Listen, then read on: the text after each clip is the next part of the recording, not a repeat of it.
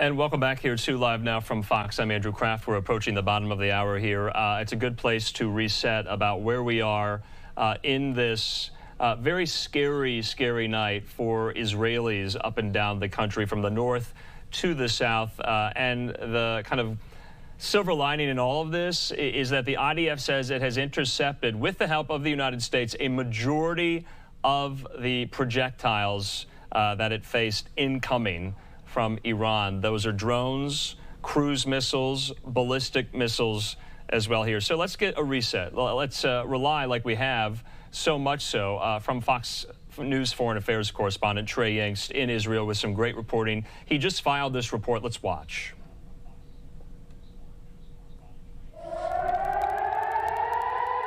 Israel putting its forces on high alert Saturday night, shutting down its airspace as Iran launched dozens of drones and missiles toward the country. The attack retaliation for a strike on Iran's consulate earlier this month that killed 2 top Iranian generals. Iran blames Israel for that strike, though the Israelis haven't taken responsibility.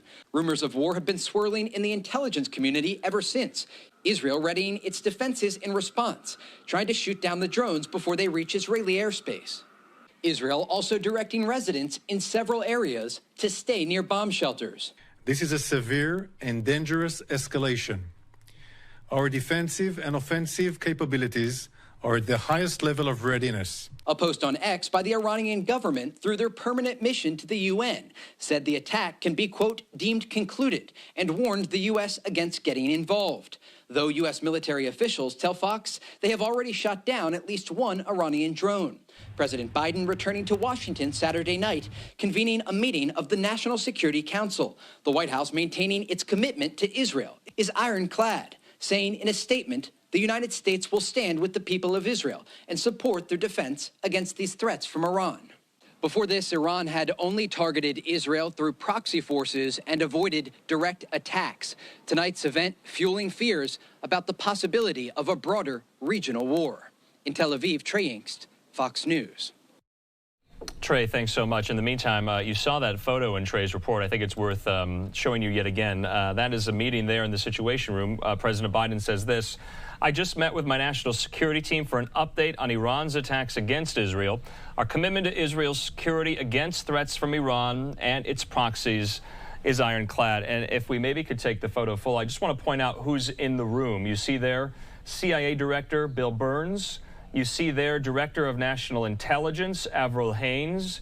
You also see Secretary of State Antony Blinken. And on the other side of the table, next to President Biden, National Security Advisor Jake Sullivan, Secretary of Defense Lloyd Austin. Next to him, the Chairman of the Joint Chiefs, General C.Q. Brown, as well there. So that is the national security team in full focus in the Situation Room, gaming out some of these scenarios as well. We're going to continue to game out some of these scenarios, but I think it is safe to say from the reporting that the barrage by Iran is largely over. And so I think that is significant. It's worth noting. We're going to be reiterating that and repeating that as well alongside our guest, Foundation for Defense of Democracy's expert and our friend Hussein Abdul Hussein. He joins me. Hussein, thanks for being with us here on such short notice, but we know you study this region of the world so well. You're very knowledgeable about this. And that's the news at this now bottom of the hour, that it is over. The barrage is done. Are you hearing that too? Well, it looks like it. And judging by history, the time when Iran claimed that it responded to America taking out Qasem Soleimani, they had a similar pattern. They fired the missiles, and at the same time, their foreign minister at the time, Javad Zarif, said that it was over. So I see a repeat now coming through the UN. So to my mind, this looks to be over so far now. I think we'll probably be waiting to see what Israel's response would be, but that'll be a different story altogether. You know, Hussein, just yesterday we heard from President Biden when asked about Iran's plans to do this with a one-word answer in reply. He said simply, don't. Clearly, Iran did not heed that message. Was that a failure of deterrence on the Biden White House's part here, or was Iran going to go about this anyway? Remember, all throughout last week, U.S. officials have been working through back channels to get to Iran to tell them to stop.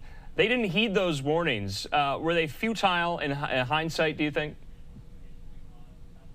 Well, I think now is the chance for this administration to prove itself, to show what it means when it says don't, and to show that it is consistent in its message and prove that it really stands with Israel, which we heard tonight and which we've been hearing over the past few days.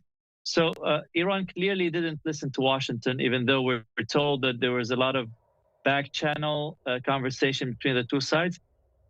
Now it's incumbent on this administration to show us what it means. I mean, what would be the consequences when Iran doesn't listen to what America says, and when Iran tries to push the whole region to the brink of full-scale war, just across the region, not like over small areas, from Iran to Israel, probably with other players involved, north and south, east and west. What about the U.S. role in all of this? Obviously, we were instrumental in helping Israel intercept a majority of these drones. Will we be involved at all? Will we play a role in Israel's retaliation, do you think?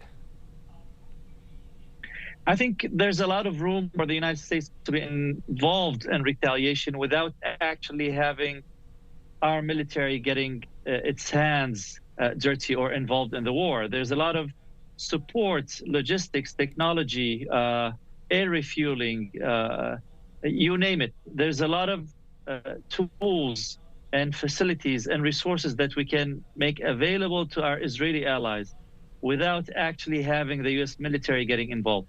Now, I think this is the reason why Iran said out loud that we are going to war, or we are going to strike Israel, but America is not part of this, and America better stay out of this. So the Iranians realize that if they strike, the U.S. will support one way or another. I think that's something that scares them to an extent. They understand the amount of our resources. So we'll see whether, what kind of support we offer Israel as they prepare their response. Will the Biden-Bibi relationship recover after this? Do you think this will become another rallying point for Israelis behind Bibi Netanyahu? Well, I think it's in the best interest of both sides to put politics on the side and stick to policy, and to focus on what's at hand, the Iranian danger to the Jewish state. And I think as long as we're thinking clearly, there's no need to think who's in charge in Washington or who's in charge in Jerusalem. We're two allied nations, regardless of who's the ruler here or there. Yeah. So I think if this kind of thinking persists, I think things will go smooth. Okay. But there's a fear that we might always go back to politics. Each side will try to cater to its own domestic audience, and I think I don't see it happening now, thankfully. But if we go back, that's not something that I'd want to see, at least. I want to put up this tweet. Eylon Levy, the government spokesperson there for Israel, with this photo, Hussein. Prime Minister Netanyahu is on the phone with President Biden right now after the late-night War Cabinet and Security Cabinet meetings there. So kind of each side putting out their respective photos and media about some of these conversations and phone calls that have taken place. We would be remiss, Hussein, if we didn't bring up the Israel-Hamas war, the war that is currently ongoing in Gaza. How is this related to that? Is this so indirect and tangential, or is it directly related to what's happening in Gaza? Help us make those connections, if there are any. What we know is that what we see tonight started because Iran planned October 7. Israel took out the RGC Iranian general, General Zahedi, who was in Damascus meeting with 6 other generals. This is the guy who Hamas eulogized by saying that, by thanking him, by remembering him as the guy who helped plan the October 7 massacre. So we know that Israel went after him for his role on October 7, and this is why we're here now. So now that the war in Gaza has a bit receded to the background, with Israel making so much gains except for Rafah, I think the focus has turned on the, what all of us call the head of the octopus. Now, we're not dealing with the arms anymore. Israel is not dealing with the arms, whether it's Hamas or Hezbollah. Now the focus is on Iran itself. And we see the war now happening between Iran and Israel with no proxies in between them. Okay, what about the Rafah operation? Is that completely off the table? Is that completely sidelined after tonight, or will Israel go full forward with it? I don't think this is off the table, and I think that Israel is lower the intensity of the war in Gaza, because clearly now Hamas doesn't have the ability to hurt Israel, the Israeli population, or the Israeli economy anymore. But this does not mean that the Hamas problem has disappeared.